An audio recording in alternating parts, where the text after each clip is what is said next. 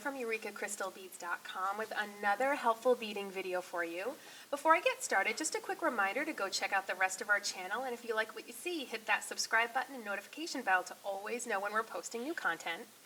Alright, to get started, what we're going to be doing today is a really fun leather wrap bracelet, and it's going to be featuring two great new products. So we've totally upped our selection of buttons, and these are really nice quality tiara cast buttons. So I'm going to be using this really great copper colored button with a little tree design on it. And the bracelet's also going to utilize 4mm fire polish. And what I'm using to do this bracelet is our new mix called, this one's called Babbling Brook, and we have a whole selection of 20 new fire polish mixes that are going to be going up on the website. By the time you see this video, actually, they will be up on the website, so definitely go check them out. They feature 4mm fire polish in a selection of colors and finishes and textures. Each mix is 5 different colors and a whole strand of each of those colors, so you get a whole lot in there. So that's what I'll be using for this particular bracelet. And it's a really nice way to pick out a mix that you know is going to look great, and there's sort of just no thought that has to go into it. So that's why I think I'm loving these mixes lately. So as far as the other materials we're going to be using, I have some leather cord here. This is 1mm black leather cord, and we carry black as well as some other colors. I have some Fireline here. This is 4-pound Fireline. You can use 6-pound or something thicker as well. Because I am using 4-pound, I am going to double it. But anything thicker than that, you don't have to double. I have my little shears here, whatever you use to cut your Fireline. I have my wax, and I'm only using my wax because I'm going to be doubling my Fireline. So this way the two strands stick to each other. If you're using something thicker, and so therefore a single strand, you don't have to wax if you don't want. And then I have my needle, and I just have a little U-pin here, and that's going to help me secure my bracelet while I work on it. So the first thing I'm going to do is cut some of my Fireline. Okay, and I'm just going to cut a comfortable amount. You don't want to work with so much that you're going to get all tangled up. If you have to add on more, you add on more. It's not hard. And the amount of cord that I'm working with is 24 inches. And that's going to be a comfortable amount for me to make a bracelet that will just go around my wrist once. If you want to do this even longer and have it be a really fun long wrap bracelet, that's totally fine. You're going to want to cut a bit more than 24 inches though. Okay, I'm just going to make my two little ends meet. And again, this is just because I'm doing doubled Fireline. If you're using anything thicker, you don't have to bother to double it. And I'm going to wax it nice and good just so it sticks to itself. And always pull out or pull off the excess wax running in between your fingertips. And this will also help those two strands to stick to each other. Okay, so now that that is all set, I'll stick my needle over here. All right, so I'm going to start by taking my leather, and I'm going to slide my needle, I'm going to slide my button to the very center of it. Keep those two ends together. And now I'm just going to tie a knot right up at the button to secure it there in the center.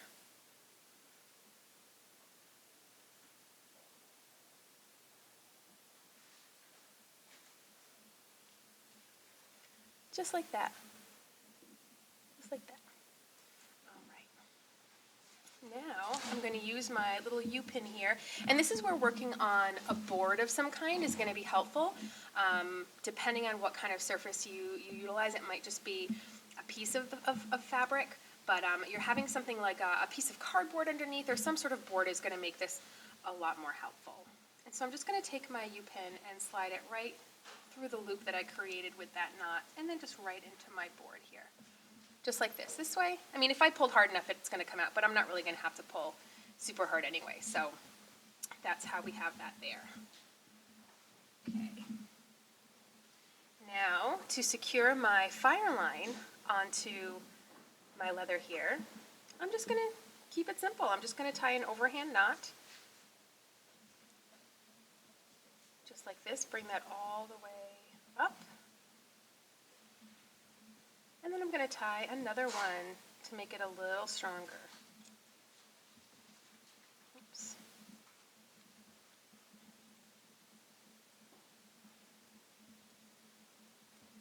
Just like that. Okay, and we'll worry about that tail later. We can weave that into our beads later on. Okay. There we go. Now, it's up to you whether you want to do a pattern of some kind, but to be honest, I really love the look of when you just pick up your beads randomly. We already know that whatever beads we pick up, it's going to look gorgeous because the colors are all worked together for me already. So I like to put a little less thought into it, and I'm going to end up just picking up my beads randomly. So what I'm going to start by doing is you want to have your thread coming out from the side, like this, coming out from underneath the cord. I'm going to pick up one of my fire polish. Oops. And I'm going to place it so the bead is right in between the two cords there. And my cord right now is on the top, going along the top of those two cords. But what I'm going to do is now take my needle and I'm going to go under the cord and through the bead. And this is going to create a loop of cord that's going to catch itself, a loop of Fireline red that's going to catch itself on our cord there.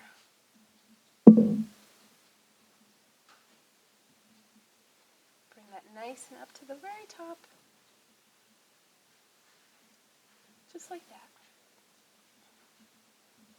So now it's like we're back where we started, where we have our Fireline coming off of our left cord and it's on the top. So we're going to go underneath again, like this. So now we have a little loop of Fireline that's catching itself around our left cord. I'm going to pick up a fire polish bead. Bring my fire polish bead down. Now we're underneath. So now we have to catch ourselves from underneath. You just use your finger to keep that in place there. And I'm going to go through my bead again. So now my thread is coming out from underneath the cord. I'm going to go around and go through the fire polish again.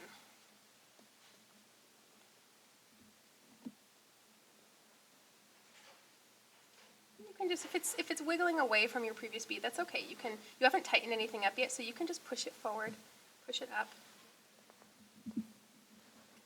and just like that. All right, so now my Fireline is coming out from the top of my cord. I'm going to go underneath again.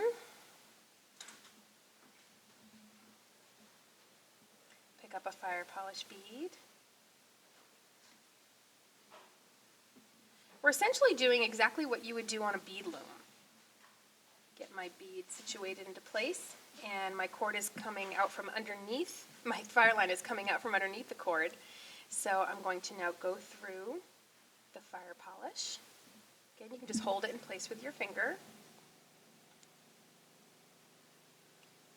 And just make sure it's pulled up there nice and tight. Hold it with your finger. Give it a little bit of a tug.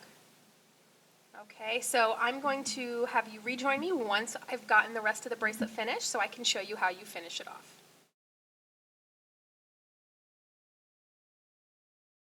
Okay, so I finished the beaded portion of my bracelet, and I do want to show you how many beads I have left over from that mix. There's actually a whole huge amount left because it really doesn't take that much to make the bracelet. So if you decide you want to go the route of our fire polish mixes, you're definitely going to get more than one project out of it by far. So to end up this little Fireline part here, what I'm going to do is I'm going to go underneath my cord and then go through that loop, and that's going to tie a knot. And then I'm going to go back through my fire polish, and I'm going to do the same thing on the other side. So again, that's just going underneath the cord here,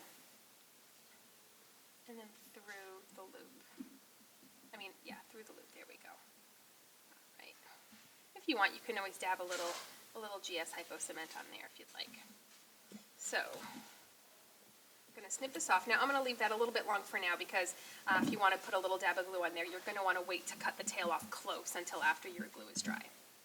So, and then to end it off, it's really, really easy. All you have to do is we're going to first tie a knot right after the beads, just like we did right after that button when we first started. That's going to help to secure that last bead really into place, just like this. And now we're going to tie another knot slightly above that. Now this knot will have to play with the measurement because we want to make sure that it's big enough for our button to go through, but not so big that our button could come off easily. So first just worry about getting the knot created. Just get it, keep it a little loose. And we're going to stick our button through there. And right now that's actually a little big, I think. We're going to bring it down just a little bit, about right there. And again, it's not so tight that we couldn't take this out if we wanted to. So it ends up being pretty perfect. And then what we're going to do is do one more after that. So this way it actually makes your bracelet adjustable. So I'm going to pull this out. And if you're wondering what we're going to do with that little tail of thread from the beginning, we can put a little dab of glue on that and snip that off as well. So we're going to do one more knot here.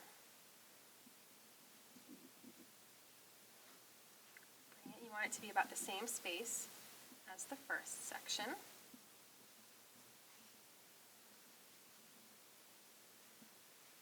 Pull it nice and tight. And you can actually just leave these ends. To me, it actually adds to sort of the funky look of the bracelet. So I actually like to leave them there. All right, folks, that wraps it up. Thanks for watching. Make sure to visit us at EurekaCrystalBeads.com for all the materials used in this video, as well as any of your other beading and jewelry needs. Bye, everyone.